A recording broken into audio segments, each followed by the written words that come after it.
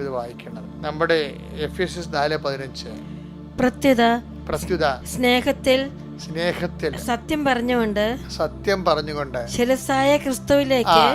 ക്രിസ്തു ആരാണ്? ശിരസാണ്. ശിരസായ ക്രിസ്തുവിലേക്ക് എല്ലാ വിധത്തിലും നാം വളരേണ്ടിയിരിക്കുന്നത്. നമ്മൾ വളരേണ്ടത്, വളർച്ച പ്രാപിക്കുന്നു എന്ന് പറഞ്ഞാൽ പ്രാപിക്കേണ്ടത് ക്രിസ്തുവിലേക്കാണ് നമ്മൾ വളരേണ്ടത്. ഇതിനോട് ബന്ധപ്പെട്ടൊരു വചനം കൂടിയുണ്ട് എഫെസ്യസ് 5:23. എന്തെന്നാൽ ക്രിസ്തു തന്റെ ശരീരമായ സഭയുടെ ശിരസ്സായിരിക്കുന്നത് പോലെ ഭർത്താവ് ഭാര്യയുടെ ശിരസ്സാണ്. അതായത് ക്രിസ്തുവിനെ ശിരസ്സായിട്ടാണ്, സഭയുടെ ശിരസ്സാണ്. അപ്പോൾ ഞാൻ എന്ത് ചെയ്ത് പറയാൻ കാര്യം വെച്ചാൽ, പ്രാധാന്യം കൊടുക്കുന്ന വിഷയങ്ങളിലൊന്ന് ഉടമ്പടി. ഇന്ന് എല്ലാ മനുഷ്യരും, എല്ലാ